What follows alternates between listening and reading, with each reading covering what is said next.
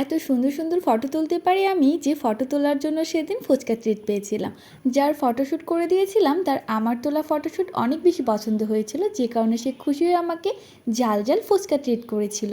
তাহলে এবার দেখে নেওয়া যাক আমার তোলা সেই ফটোগুলো দেখতে কেমন হয়েছিল। আমি যখন কারোর ফটো তুলে দেওয়ার কাজটা করি তখন খুব মনোযোগ সহকারে আর খুব সুন্দরভাবে ফটোশ্যুট করার চেষ্টা করি।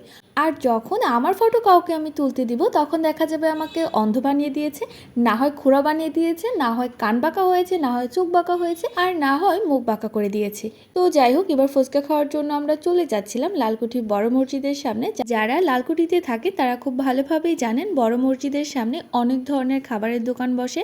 তো আমরা হাঁটতে হাঁটতে একদম লাস্ট মাথায় চলে যাব শেলটেকের এখানে। শেলটেকের এখানে একজন ফুচকা বিক্রি করে, তার ফুচকাটা আমার অনেক বেশি ভালো লাগে। শেলটেক বলতে আপনার বড় মসজিদের সাথেই, মানে বড় মসজিদের একদম লাস্ট প্রান্তে গেলে দেখা যাবে রহিম ভাইয়ের ফুচকা পাবেন। আর রহিম ভাইয়ের ফুচকাটা হচ্ছে সেখানকার অসম্ভব মজাদার একটা ফুচকা। ফুচকা খেতে যাওয়ার পরে যেটা হলো সেটা হচ্ছে, যে আমাকে ফুচকা খাওয়াতে নিয়ে গেল তাকে কিন্তু বিল পে করতে হয়নি, কারণ ফুচকার দোকানে যাওয়ার পরে দেখতে পারলাম আমরা পাশের বাড়ির একটা ভাইয়াকে। তো ভাইয়াকে দেখার পরে উনি আমাদের ফুচকার বিলটা দিয়ে দিল। আর যেহেতু আমি তার ফটোশ্যুট করে দিয়েছি আর সে আমাকে ফুচকা ট্রিট করতে নিয়ে এসেছে, তার টাকাটা তো বাঁচিয়ে রাখা যাবে না।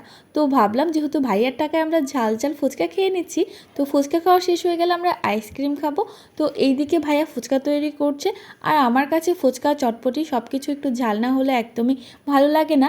আর সাথে যে খেতে গিয়েছে তার কিন্তু একদমই ঝাল পছন্দ না, তো তার ফুচকাটা ঝাল ছাড়া হয়েছে আর আমার ফুচকাটা একটু বেশি করে ঝাল দিয়ে তৈরি করেছিলাম।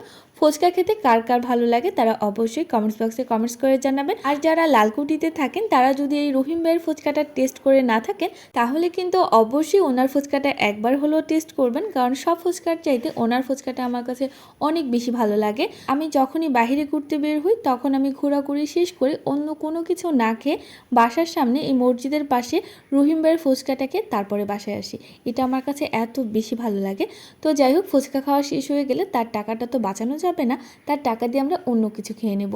তো ভাবলাম যেহেতু ঝাল খাওয়া হয়েছে এবার মিষ্টি খেয়ে নিই, তাই তার ওই টাকাটা খরচ করানোর জন্য চলে গেলাম আইসক্রিমের দোকানে। আর আইসক্রিমের দোকানে গিয়ে আমরা কোন আইসক্রিম কিনে নিলাম, যেহেতু চকলেট কোনটা আমার অনেক বেশি পছন্দ তাই চকলেট কোন আইসক্রিমটা নিয়ে নিলাম। আর আইসক্রিম খেতে খেতে আমরা বাসায় চলে আসলাম। তো আজকের ভিডিওটি এই পর্যন্তই। সবাই ভালো থাকবেন, সুস্থ থাকবেন, আল্লাহ হাফেজ। আর ভিডিওটি লাইক কমেন্টস করে শেয়ার করে দিবেন।